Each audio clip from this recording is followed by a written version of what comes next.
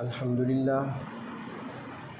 لله الذي أنزل على عبده الكتاب ولم يجعل له عوجا تبارك الذي جعل في السماء بروجا وجعل فيها سراجا وقمرا منيرا وأشهد أن لا إله إلا الله وحده لا شريك له وأشهد أن سيدنا ومولانا محمدا عبده ورسوله أما بعد فأعوذ بالله من الشيطان الرجيم بسم الله الرحمن الرحيم إن الشيطان لكم عدو فاتخذوه عدوا صدق الله مولانا العظيم مولاي صل وسلم دائما أبدا على حبيبك خير الخلق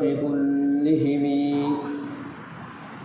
قابل احترام بزرگوں اور عزیز دوستوں، ماہ رمضان گزر چکا ہے اور ماہ شوال کی آج 1 تاریخ. یہ دن اللہ رب العزت نے اہل ایمان کو بطور انعام کے عطا فرمایا ہے. اس میں وہ مسلمان جنہوں نے رمضان کے روزے رکھے، اللہ تبارک و تعالی کے حکم کی تعمیل میں اپنے کھانے پینے کے اوقات کو جنہوں نے بدل دیا تھا، اللہ رب العزت نے ان کو بطور انعام کے اور رمضان کے پا لینے کی خوشی میں یہ دن عطا فرمایا ہے. کچھ بد نصیب ایسے بھی ہوتے ہیں کہ جن کے لیے رمضان اور غیر رمضان برابر ہوتے ہیں. نہ تو وہ اس مہینے کی قدردانی کرتے ہیں اور نہ ہی اس مہینے میں اپنے پروردگار کو منا پاتے ہیں. رحمت تو بارش بن کر برستی رہتی ہے، رحمت کا قصور نہیں اور نہ ہی رحمت کی کمی ہے، اور نہ ہی پروردگار عالم اپنی رحمت سے کسی کو محروم کرنا چاہتے ہیں. جو خود ہی حاصل نہ کرنا چاہے تو اس کا تو کوئی علاج ہی نہیں. جیسے ہم دیکھتے ہیں کہ بادل آتے ہیں، بارش برستی ہے. بارش تو ہر جگہ زمین کے ہر ٹکڑے پر یکساں برستی ہے، لیکن جو ٹکڑا زمین کا بنجر ہوتا ہے، جو ٹکڑا زمین کا سیم زدہ ہوتا ہے، وہ ٹکڑا زمین کا بارش کے پانی سے بھی فائدہ حاصل نہیں کر سکتا. ورنہ بارش تو کھیتیوں پر بھی وہی برستی ہے اور بنجر زمین پر بھی وہی برستی ہے. رمضان کے مہینے میں اللہ تبارک و تعالیٰ نے ایک احسان ہم پر یہ بھی فرمایا کہ جو ہمارا سب سے بڑا دشمن ہے، جسے ہم شیطان کہتے ہیں، جسے ابلیس کہا جاتا ہے، اس کو اور اس کے کارندوں کو اللہ تبارک و تعالیٰ قید کر دیتے ہیں، انہیں بند کر دیا جاتا ہے. بعض حضرات فرماتے ہیں کہ جو بڑے بڑے شیاطین ہیں، سرکش، ان کو تو قید کر دیا جاتا ہے. جو چھوٹے چھوٹے ہیں شرارتیں کرنے والے، جسے ہمارے ہاں شتونگڑے کہا جاتا ہے، وہ کھلے ہوتے ہیں، تھوڑی بہت حرکتیں کرتے رہتے ہیں، اور جس کی وجہ سے اس ماہ مقدس میں بھی لوگوں سے کچھ غلطیاں ہو جاتی ہیں، گناہ ہو جاتے ہیں. اور بعض حضرات فرماتے ہیں کہ نہیں، شیاطین جتنے بھی ہیں، چاہے چھوٹے ہیں چاہے بڑے ہیں، سب کو قید کر دیا جاتا ہے. لیکن انسان چونکہ 11 مہینے شیطان کی معیت میں اس کے ساتھ گزار چکا ہوتا ہے، تو وہ اس کے اثرات اس پر باقی ہوتی ہیں. ان اثرات کی وجہ سے انسان سے غلطیاں ہوتی ہیں، گناہ ہوتے ہیں، شیاطین موجود نہیں ہوتے. اس کی مثال یہ ہے کہ آگ پر اگر لوہا گرم کیا جائے اور اس کو لال کر دیا جائے، سرخ کر دیا جائے، تو اسے آگ سے ہٹا کر رکھ دیا جائے تو کافی دیر تک وہ اتنا گرم رہتا ہے کہ اس کو ہاتھ نہیں لگایا جا سکتا. اس کے ٹھنڈا ہونے میں ٹائم لگتا ہے، وقت لگتا ہے، کیونکہ وہ آگ کے ساتھ رہا، وہ آگ کی تپش اس میں سرایت کر گئی، وہ حرارت، وہ گرمی اس کے اندر سرایت کر گئی، تو اب اس کو نکلتے نکلتے ٹائم لگتا ہے۔ تو اس طریقے سے 11 مہینے جو شیطان کے ساتھ گزارے، تو پھر 1 مہینہ وہ شیطان تو نہ رہا، نہ اس کا لشکر رہا، لیکن 11 مہینے جو اس کے ساتھ گزارے تھے، جو ہمارے اپنے اندر وہ اثرات اتنے باقی تھے کہ ہم سے اس مہینے کے اندر بھی گناہ ہوتے رہے، غلطیاں ہوتی رہی، اور آج تو وہ آزاد ہو چکا ہے۔ اور پروردگار عالم قرآن حکیم میں ارشاد فرماتی ہیں کہ شیطان تمہارا دشمن ہے، اس کو دوست نہ سمجھنا، اور تم بھی اس کو اپنا دشمن بنا کر ہی رکھو۔ وہ دشمنی کر رہا ہے تمہارے ساتھ، وہ تمہارا خیرخواہ نہیں ہے، بلکہ وہ تو خیرخواہی کے عنوان سے ہی دشمنی کرتا ہے۔ حضرت آدم علیہ السلام جنت میں تھے، تو شیطان نے وسوسہ ڈالا، اور وسوسہ ڈال کر اس نے قسمیں کھائیں۔ سب سے پہلی جھوٹی قسم شیطان نے کھائی حضرت آدم علیہ السلام کے سامنے، حضرت حوا کے سامنے۔ قرآن حکیم میں آتا ہے وَقَاسَمَهُمَا، ان دونوں کے سامنے اس نے قسمیں کھائی تھیں، اور کیا کہا تھا کہ انی لکما لمن الناصحین، کہ بے شک میں تو تمہارا خیرخواہ ہوں، میں تمہاری خیرخواہی چاہتا ہوں۔ تمہیں جنت میں رکھا گیا اور ایک درخت سے تمہیں روکا گیا ہے، رکاوٹ ہے، آڑ ہے، اب ایک عرصہ تم یہاں پر گزار چکے ہو، یہ روکا اس لیے گیا ہے تمہیں کہ اگر تم نے یہ درخت چکھ لیا، اس کا پھل اگر تم نے کھا لیا، تو پھر تم فرشتوں میں شامل ہو جاؤ گے، ہمیشہ ہمیشہ کے لیے یہاں پر ٹھہر جاؤ گے، اس لیے تمہیں روکا گیا تھا۔ تو وقاسمہما، اس نے قسمیں کھائیں، جھوٹی قسمیں۔ جو اللہ کے نیک بندے ہوتے ہیں وہ قسم پہ اعتماد کر لیا کرتے ہیں۔ حضرت عیسیٰ علیہ السلام کے بارے میں آتا ہے کہ ایک مرتبہ ایک شخص کو دیکھا کہ وہ چوری کر رہا تھا، تو حضرت عیسیٰ علیہ السلام نے فرمایا کہ بھائی چوری نہ کرو، کیوں چوری کر رہے ہو؟ اس نے قسم کھا لی کہ میں اللہ کی قسم کھا کر کہتا ہوں کہ میں تو چوری نہیں کر رہا۔ تو حضرت عیسیٰ علیہ السلام نے فرمایا ٹھیک ہے، میری نظروں کا دھوکہ ہے، یہ سچ کہتا ہوگا، یقین کر لیا، جبکہ وہ جھوٹی قسم تھی۔ ہمارے یہاں تو چونکہ رواج بن چکا ہے جھوٹی قسمیں کھانے کا، بات بات پر قسم کھانا عادی ہو چکی ہیں ہم لوگ۔ تو سب سے پہلی جھوٹی قسم شیطان نے کھائی تھی، اور اس نے وسوسہ ڈالا تھا۔ یہاں پر ایک نقطہ اور بھی عرض کروں کہ نبی اکرم صلی اللہ علیہ وسلم کی پشت مبارک پر اللہ رب العزت نے نبوت کی، ختم نبوت کی مہر لگا دی، مہر نبوت آپ کی مبارک پشت پر، اور کہاں پر تھی؟ دونوں کندھوں کے درمیان مہر لگی ہوئی۔ حضرت عمر بن عبدالعزیز رحمۃ اللہ علیہ، وہ ایک مرتبہ پروردگار عالم کی بارگاہ میں ہاتھ اٹھائے بیٹھے ہیں، اے میرے رب، شیطان وسوسہ ڈالتا ہے۔ آپ نے قرآن حکیم میں فرمایا، آپ کے محبوب صلی اللہ علیہ وسلم نے بھی ارشاد فرمایا کہ شیطان انسان کے دل میں وسوسہ ڈالتا ہے۔ تو اے میرے رب، میں جاننا چاہتا ہوں، دیکھنا چاہتا ہوں، مشاہدہ کرنا چاہتا ہوں کہ وسوسہ کیسے اور کس طریقے سے ڈالتا ہے دل کے اندر۔ تو اللہ تبارک و تعالیٰ نے ان کو دکھایا، اور انہوں نے دیکھا کہ مینڈک کی شکل میں آیا وہ، اور دونوں کندھوں کے درمیان پشت پر آ کر بیٹھ گیا، اور اس کی لمبی سونڈ ہے، اس نے اپنی سونڈ کو اندر دل میں داخل کر دیا اور اس میں وساوس ڈالنا شروع کر دیے۔ حضرت عمر بن عبدالعزیز جب دیکھ چکے تو فرمانے لگے کہ مجھے سمجھ آ گیا نکتہ کہ اللہ رب العزت نے اپنے محبوب صلی اللہ علیہ وسلم کی پشت مبارک پر دونوں کندھوں کے درمیان مہر نبوت کیوں لگائی؟ فرمایا اس لیے تاکہ شیطان کے وسوسے کا اندیشہ ہی باقی نہ رہے۔ اور ویسے بھی آپ نے ارشاد فرمایا تھا کہ ہر ایک کے ساتھ شیطان ہوتا ہے۔ جب پوچھا گیا آپ کے ساتھ بھی ہے؟ فرمایا ہاں میرے ساتھ بھی ہے، لیکن میرا شیطان مسلمان ہو چکا ہے، مجھے نیکی کی طرف ترغیب دیتا ہے، غلطی کی طرف نہیں کر سکتا۔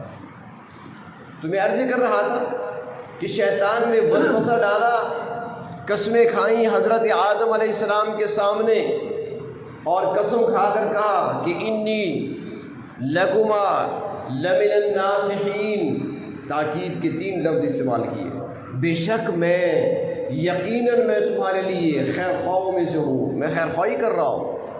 نتیجہ کیا نکلا؟ حضرت آدم علیہ السلام نے اعتماد کر لیا، پھل کھا لیا، زمین پر آ گئے، لباس اتر گیا، جنتی لباس اتر گیا، زمین پر اتار دیے گئے۔ تو اب جہاں شیطان نے خیر خواہی کی قسمیں کھائی تھیں ان کو جنت سے نکلوا دیا، اور ہمارے بارے میں تو اس نے قسم کھا کر کہا تھا لَأُغْوِيَنَّهُمْ، اللہ میں ان کو اغوا کروں گا، میں ان کے آگے سے آؤں گا، پیچھے سے آؤں گا، دائیں سے آؤں گا، بائیں سے آؤں گا، ہر طرف سے آ کر ان کو گمراہ کرنے کی کوشش کروں گا۔ جن کے ساتھ خیر خواہی کے لیے قسمیں کھائی تھی ان کو جنت سے نکلوا دیا، اور جن کے ساتھ وہ پہلے سے ہی برائی کی قسمیں کھا چکا ہے تو کیا خیال ہے وہ بھلائی کر سکتا ہے ہمارے ساتھ؟ وہ ہمارا خیر خواہ نہیں ہو سکتا۔ بلکہ اس بات کو دیکھیں کہ شیطان معمولی دشمن نہیں، اتنا بڑا دشمن کہ پروردگار عالم کے سامنے کھڑا ہو گیا تھا، جو خالق ہے، پیدا کرنے والے ہیں، اس رب کے سامنے کھڑا ہو گیا۔ رب نے فرمایا سجدہ کیوں نہیں کیا آدم کا؟ کہنے لگا میں سجدہ کیسے کروں، انا خیر منہ، میں اس سے بہتر ہوں، میں اس سے افضل ہوں۔ وہ مٹی سے بنے ہیں، کیچڑ گارے سے بنے ہیں، میں آگ سے بنا ہوں، آگ کے شعلے بلند ہوا کرتے ہیں، میں آدم کے سامنے کیسے جھک جاؤں؟ علماء نے لکھا ہے کہ حضرت موسیٰ علیہ السلام طور پر جا رہے تھے پروردگار عالم سے ملاقات کے لیے، کلیم اللہ، اللہ سے ہم کلام ہوا کرتے تھے، تو جا رہے تھے، شیطان راستے میں مل گئے، ملاقات ہوئی، اس نے اپنا تعارف کرایا، اور اس کے بعد کہنے لگا اے موسیٰ آپ اللہ کے پیغمبر ہیں، اللہ کے کلیم ہیں، آپ تو جا رہے ہیں طور پر، آپ ہم کلامی کا شرف آپ کو ملے گا، پروردگار عالم سے آپ کی بات ہوگی، ایک تھوڑی سی میری درخواست ہے، رب تعالیٰ کی بارگاہ میں پیش کر دیں۔ حضرت موسیٰ علیہ السلام نے فرمایا ہاں بتاؤ بھائی کیا درخواست ہے تیری؟ اس نے کہا کہ میں توبہ کرنا چاہتا ہوں، میں اب معافی مانگنا چاہتا ہوں، رب تعالیٰ مجھے معاف کر دے، بس توبہ کرنے کا ارادہ کر چکا ہوں۔ فرمایا ٹھیک ہے میں عرض کر دوں گا۔ حضرت موسیٰ علیہ السلام تشریف لے گئے، ہم کلامی ہوئی، جب واپس آئے راستے میں شیطان پھر مل گیا، کہنے لگا میری درخواست کا کیا بنا؟ حضرت موسیٰ علیہ السلام نے فرمایا کہ میں نے تمہاری درخواست پیش کر دی، پروردگار عالم نے فرمایا کہ یہ راندہ درگاہ ٹھہرا اس لیے، اس پر لعنت اس لیے پڑی تھی کہ جب میں نے کہا تھا کہ آدم کے آگے سجدہ کرو، اس نے انکار کر دیا تھا، فرشتوں نے سجدہ کر لیا تھا، اس نے انکار کر دیا تھا، تکبر کیا تھا، غرور کیا تھا، فخر کیا تھا، لہٰذا اگر توبہ کرنا چاہتا ہے تو معافی ہے، اب بھی توبہ قبول ہو سکتی ہے، پر ایک شرط ہے کہ آدم علیہ السلام کی قبر کا سجدہ کر لے، میں معاف کر دوں گا، سجدہ کر لے معاف کر دوں گا۔ اب شیطان کیا کہنے لگا؟ اب وہ بڑا موحد بن گیا کہ توبہ توبہ، جب آدم زندہ تھے میں نے سجدہ نہیں کیا، اب قبر کا سجدہ کر کے مشرک بن جاؤں، میں قبر کا سجدہ کیسے کروں؟ یہ مجھ سے نہیں ہو سکتا۔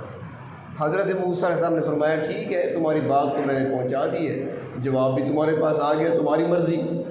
تو شیطان کہنے لگا کہ بات یہ ہے کہ آپ نے میرے ساتھ بھلائی کی ہے، آپ نے میرے ساتھ احسان کیا ہے، اب اس بھلائی کا میں بدلہ اتارنا چاہتا ہوں، احسان کا بدلہ دینا چاہتا ہوں۔ حضرت موسیٰ علیہ السلام فرماتے ہیں بھائی مجھے کیا بدلہ دو گے؟ احسان کا بدلہ تم بھلا کیا دو گے مجھے؟ اس نے کہا میں چند باتیں آپ کو بتاتا ہوں، بڑے کام کی باتیں ہیں، بڑی قیمتی باتیں ہیں۔ فرمایا ٹھیک ہے تم بتا دو کون سی باتیں ہیں تمہاری؟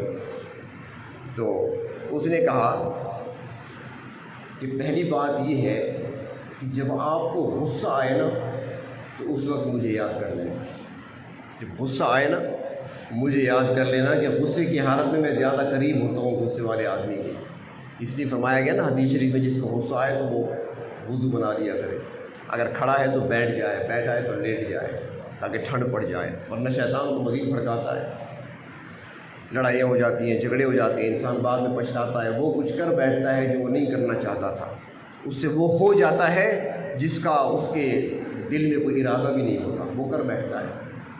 اس لیے اس نے کہا کہ خیال رکھنا غصے کی حالت میں ساتھ ہی ہوتا ہوں جو غصے میں ہوتا ہے۔ دوسری بات اس نے کہی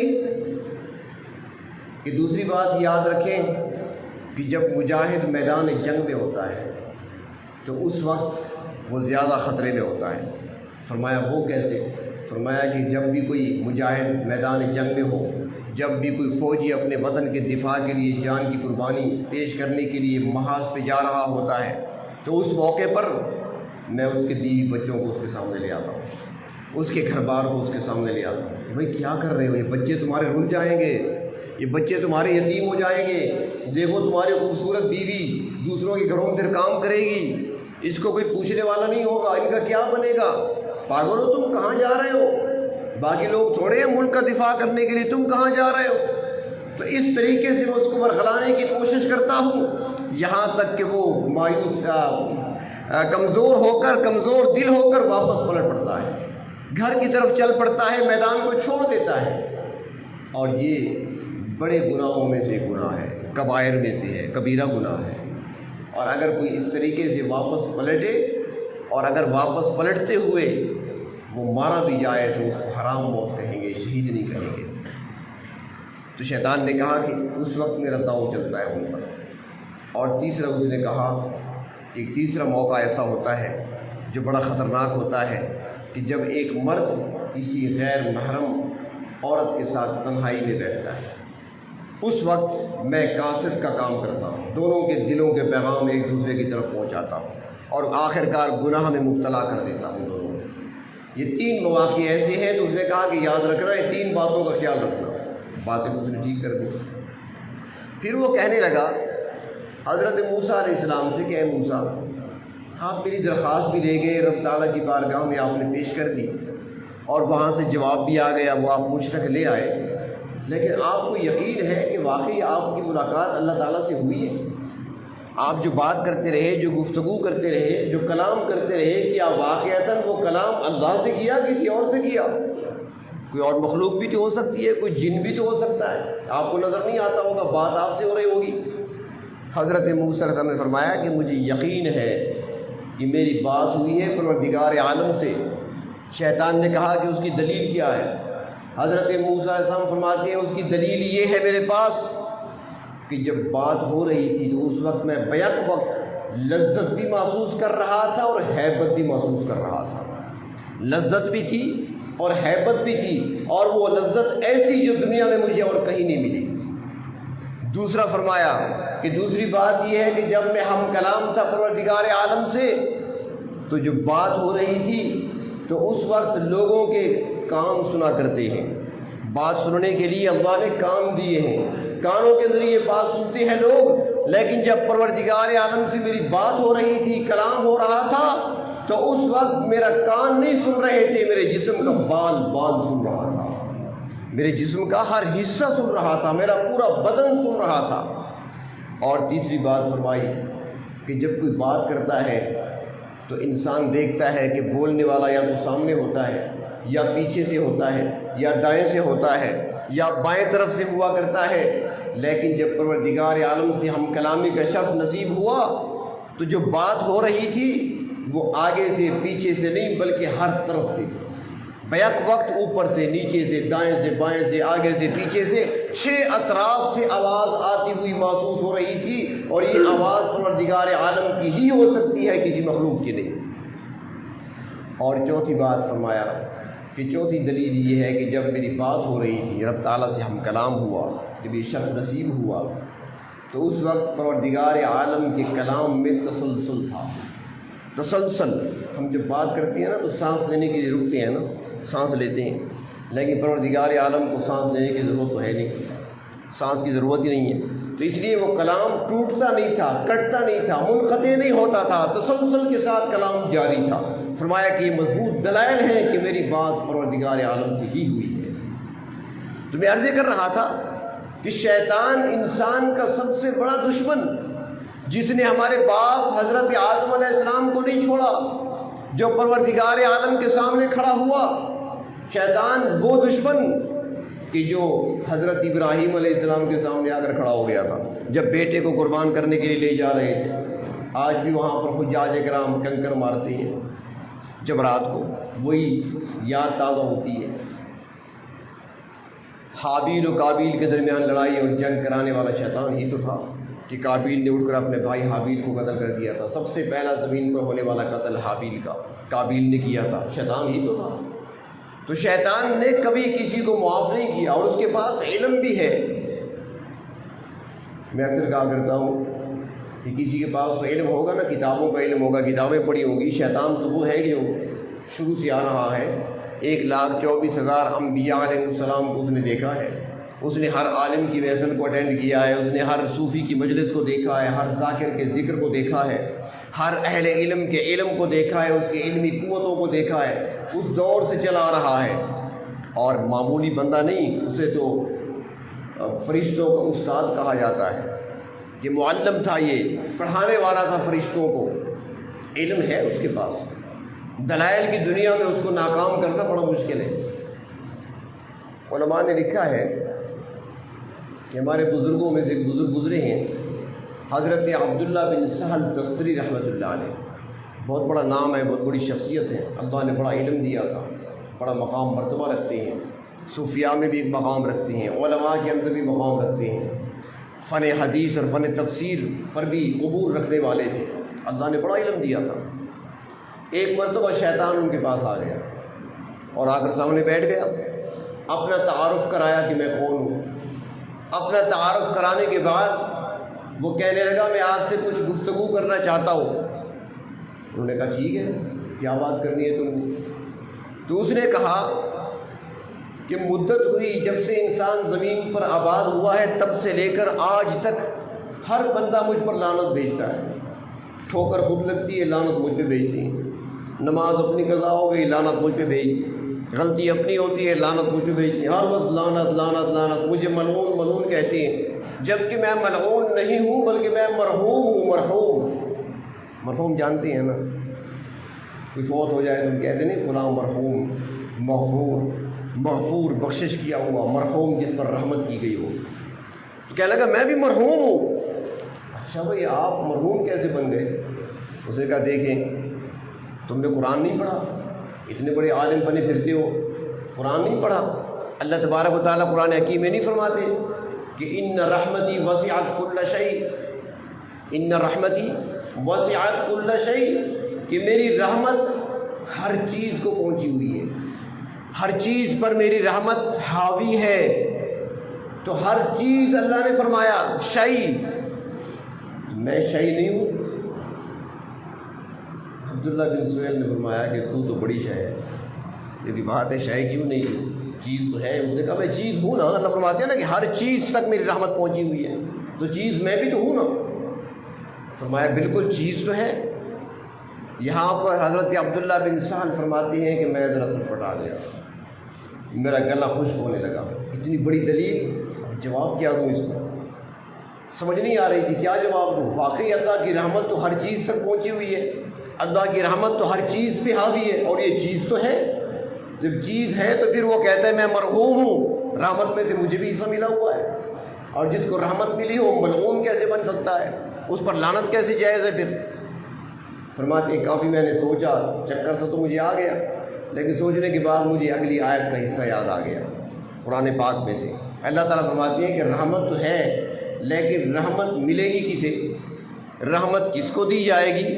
اللہ تعالیٰ خود فرماتے ہیں فَسَأَكْتُبُهَا لِلَّذِينَ يَتَّقُونَ، یہ میں لکھوں گا ان کے لیے جو ڈرنے والے ہیں۔ اللہ تعالیٰ نے خود فرما دیا کہ ان کے لیے لکھوں گا میں رحمت جو ڈرنے والے ہیں۔ چنانچہ فوراً ابلیس کے سامنے وہ پڑھ دیا ہے کہ بھئی رحمت تو ہے، لیکن رحمت ان کے لیے لکھی جائے گی جو ڈرنے والے ہیں۔ یہاں پر شیطان نے پھر پیندرا بدلا، اس نے کہا میں تو سمجھتا تھا بہت بڑے عالم ہو تم، تفسیر کا درس دیتے ہو، حدیث کا درس دیتے ہو، فقہ پڑھاتے ہو، صوفیاء میں ایک مقام رکھتے ہو، میں سمجھتا تھا بہت بڑے عالم ہو، تمہارے پاس تو کچھ نہیں ہے، تم تو کچھ نہیں جانتے۔ انہوں نے کہا وہ کیسے؟ شیطان نے کہا بھائی دیکھو، مخلوق کی صفات اور ہیں، اللہ کی صفات اور ہیں، دونوں کو یکجا نہ کرو، ایک جیسا نہ سمجھو۔ اگر ہمیں دیکھنے کی قوت ملی ہوئی ہے تو ہم ایک حد تک دیکھتے ہیں، اس سے آگے نہیں دیکھتے، آگے دیوار آ گئی اس کے پار ہمیں نظر نہیں آتا۔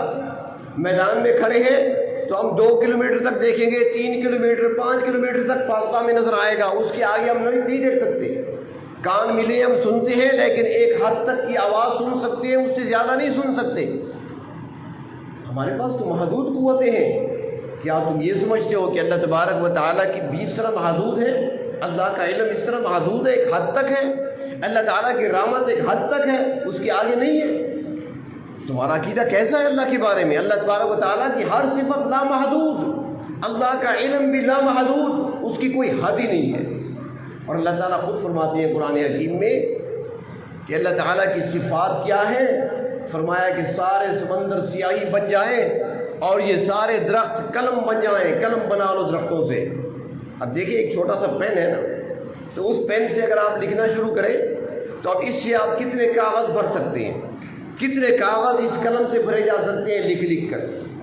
اور پھر اگر ایک سیاہی کی شیشی ہو آپ کے پاس، دوات ہو، تو اس سے مزید کتنے کاغذ آپ سیاہ کر سکتے ہیں. اللہ فرماتے ہیں کہ سارے سمندر کا پانی سیاہی بن جائے اور یہ سارے درختوں کی کلمیں بنا لیں اور لکھنے والے بیٹھے اللہ کی صفات لکھنے کے لیے، اللہ کے کلمات لکھنے کے لیے. فرمایا کہ سمندروں جیسی سیاہی ختم ہو جائے گی، یہ سارے قلم درخت ختم ہو جائیں گے، رب تعالیٰ کی صفات کو مکمل نہیں کر سکتے. اس کی صفات لامحدود ہیں. تو شیطان نے کہا کیا تم اللہ کی صفت کو محدود کرنا چاہتے ہو؟ جس طرح تمہارا علم محدود ہے، کہ اللہ تعالیٰ کا علم بھی محدود ہے، اللہ تعالیٰ کی رحمت محدود ہے کیا؟ جب انہوں نے یہ کہا نا تو حضرت عبداللہ بن سہل تستری رحمۃ اللہ علیہ فرماتی ہیں کہ میرے پاس اس کا جواب کوئی نہیں. شیطان کے پاس علم تو ہے نا، عالم اتنا بڑا ہے، وہ لاجواب کر دیا حضرت عبداللہ بن سہل کو، لاجواب کر کے اٹھ کر چلا گیا. حضرت عبداللہ بن سہل سوچتے رہ گئے اس کا کیا جواب دوں. ہمارے ہندوستان کی سرزمین پر ایک شخصیت ایسی گزری ہے جو وقت کے بہت بڑے محدث تھے، اور وہ شخصیت کہ جن کی وفات پر حضرت علامہ شبیر احمد عثمانی رحمۃ اللہ علیہ نے روتے ہوئے فرمایا تھا کہ آج چلتی پھرتی لائبریری کو مٹی کے نیچے دفن کر دیا گیا. چلتی پھرتی لائبریری جو ایک مرتبہ دارالعلوم دیوبند تشریف لائے اور الماریوں میں بھری ہوئی کتابوں کو دیکھا، ایک دو کتابیں نہیں، ہزاروں کی تعداد میں کتابیں، دارالعلوم کی کتابیں، اور یوں کھڑے ہو گئے. ساری کتابوں کو ایسے ایک نظر دیکھا، انگریز کا زمانہ تھا، تو کتابوں کو دیکھ کر مسکرائے اور انگریز کو مخاطب کر کے کہنے لگے اے نسل فرنگ، اگر تم ان ساری کتابوں کو جلا ڈالو، جب تک میں زندہ ہوں ساری کتابیں دوبارہ زبانی لکھوا سکتا ہوں. اللہ نے وہ مقام دیا تھا. ہمارے استاد محترم شیخ الحدیث حضرت مولانا سراج الدین صاحب رحمۃ اللہ علیہ ایک مرتبہ دوران سبق مسلم شریف پڑھا رہے تھے.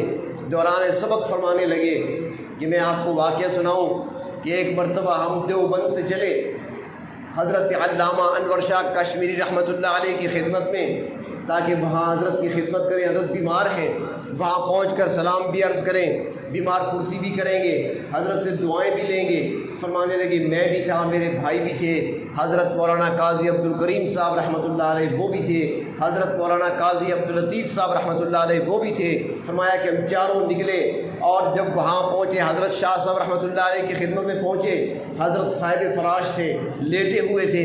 حضرت کے پاس پہنچ گئے، بیٹھے، آپ کی عیادت کی، آپ کے احوال پوچھے. اس کے بعد ہم نے برکت کے لیے ایک مسئلہ پوچھ لیا، برکت کے لیے ایک مسئلہ پوچھ لیا کہ حضرت بتا دیں گے. فرماتے ہیں جب ہم نے مسئلہ پوچھا، حضرت نے ایسے ایک لمحے کے لیے آنکھیں بند کیں، آنکھیں بند کرنے کے بعد پھر آنکھ کھولی. فرمانے لگے بیٹا کمزور ہو چکا ہوں، اٹھا نہیں جاتا، کتاب نہیں اٹھائی جاتی. ایسے کرنا جب واپس مدرسے پہنچ جانا، دارالعلوم پہنچ جانا، تو وہاں لائبریری میں کتاب پڑی ہوگی دائیں طرف پر، فلاں کتاب اٹھا لینا، اس کے صفحہ نمبر 25 پر 5ویں لائن میں یہ مسئلہ لکھا ہوا ہے. اور ساتھ فرمانے لگے کہ مجھے یاد ایسے آتا ہے کہ 15-20 سال پہلے میں نے دیکھا تھا، 15-20 سال پہلے میں نے دیکھا تھا، وہاں پر دیکھ لینا. استاد محترم رحمۃ اللہ علیہ فرمانے لگے ہم جب وہاں سے واپس آئے، دارالعلوم پہنچے، لائبریری جاتے ہیں، دائیں طرف کتاب مل گئی، ہم نے اس کو اٹھایا، واقعتاً صفحہ نمبر 25 اور لائن نمبر 5 پر مسئلہ لکھا ہوا تھا. یہ لوگ تھے. علامہ شبیر احمد عثمانی نے فرمایا تھا ان کی وفات پر کہ چلتی پھرتی لائبریری کو دفن کر دیا گیا. وہ حضرت علامہ انور شاہ کشمیری رحمۃ اللہ علیہ جب انہوں نے یہ واقعہ کتاب میں پڑھا تو فرمانے لگے اے کاش کہ ابلیس کے پاس اس وقت میں ہوتا۔ عبداللہ بن سہل تستری کے ساتھ میں اس وقت بیٹھا ہوتا ابلیس کے ساتھ مناظرے میں۔ شاگردوں نے کہا حضرت آپ کیا کہتے؟ فرمانے لگے میں اسے جواب دیتا کہ اے ابلیس، اللہ کی رحمت کا کوئی ٹھکانہ نہیں ہے، اس میں کوئی شک نہیں۔ اللہ کی رحمت لامحدود ہے، جو خود ہی نہ آنا چاہے تو اس کا کیا کیا جائے؟ اس کا یہ جواب ہے، اللہ کی رحمت لامحدود ہے، اللہ کی رحمت کی کوئی حد نہیں ہے، لیکن کوئی خود ہی نہ آنا چاہے۔ مثال کے طور پر اب یہ حال ہے نا، کمرہ ہے، ساتھی باہر بیٹھے ہیں، برآمدے میں بیٹھے ہیں، اندر بیٹھے ہیں۔ اب اندر مثال 150 بندے کی گنجائش اندر ہے۔ اب جو اندر 150 بندے کی گنجائش ہے، اندر بیٹھے ہیں 50 بندے، باقی جگہ خالی پڑی ہے، 50 بیٹھے ہیں۔ بعد میں آنے والے باہر بیٹھنا شروع ہو جائیں اور پھر کہیں کہ جگہ نہیں ہے، یہ تو کوئی بات ہی نہیں ہوئی۔ اندر جو آئیں گے نہیں تو جگہ کیسے ملے گی؟ جگہ تو ان کو ملے گی جو اندر آئیں گے، جو نہیں آئیں گے جگہ تو پر نہیں، جگہ تو خالی ہے اندر۔ تو اللہ کی رحمت تو وسیع ہے، جو خود ہی نہ آنا چاہے وہ خود ہی محروم ہے، اس کا کوئی علاج نہیں ہے۔ اللہ تبارک و تعالیٰ نے یہ مقام دیا تھا اہل علم کو، اور ہمیں اس بات پر فخر ہے الحمدللہ کہ آج وہی نسبتیں ہمیں حاصل ہیں اور انہی کی برکات ہیں کہ آج ممبر پر بیٹھ کے آپ کے سامنے انہی کے واقعات سناتے ہیں۔ اس لیے کہا جاتا ہے کہ ایک وقت آئے گا، ایسا وقت آئے گا کہ اس وقت میں نیکی اور بدی کی تمیز مٹ جائے گی۔ ایسا وقت آئے گا کہ جس وقت میں اہل علم اٹھ جائیں گے، دنیا سے نہیں ملیں گے، علماء نہیں ملیں گے، صلحاء نہیں ملیں گے، خالص بندے نہیں ملیں گے۔ تو پوچھا گیا اس وقت کیا کرنا چاہیے؟ فرمایا کہ خالص بندوں اور اہل علم کے واقعات سنا کر گزارا چلا دیا کرو۔ ان کے واقعات سنانے اور سننے سے بھی اللہ تبارک و تعالیٰ وہ برکت عطا فرمائیں گے۔ تو شیطان ہمارا سب سے بڑا دشمن، بات وہاں سے شروع ہوئی تھی، آپ نے بھی روزے رکھے ہیں ماشاءاللہ، دماغ چونکہ خشک ہے اس لیے بات کہیں اور چلی جاتی ہے، عنوان کچھ اور تھا۔ تو بھار طور فرمایا اللہ تبارک و تعالیٰ نے کہ شیطان تمہارا دشمن ہے، لہذا تم بھی اس کو دوست سمجھنا، اپنا دشمن سمجھ لینا، اپنا دشمن ہی سمجھنا، اس کو دشمن ہی بنانا اس کو۔ تو چونکہ 1 مہینہ وہ بند تھا، قید میں تھا، 1 مہینے کے بعد آج پھر آزاد ہوا ہے، تو لہٰذا اس کو دشمن سمجھتے ہوئے اس سے احتیاط کرنی ہے، اعمال کے اندر کمی نہیں آنے دینی۔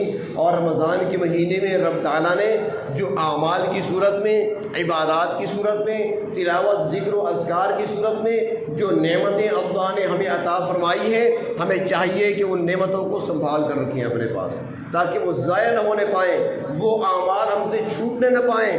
جو عمل رمضان میں کیا کرتے تھے، رمضان کے بعد بھی وہ اعمال ہمارے باقی رہیں اور ان پر عمل کرتے رہیں۔ اللہ تبارک و تعالیٰ ہم سب کو شیطان کے داؤں سے، شیطان کے شر سے اور اس کی چال بازیوں مکاریوں سے محفوظ رکھے۔ اللہ تبارک و تعالیٰ ہمیں اپنے نفس کے شر سے بھی محفوظ رکھے، اور اللہ تعالیٰ اپنی معیت نصیب فرمائے۔ وآخر الدعوانا ان الحمد للہ رب العالمین۔ صفوں کو درست فرمائے۔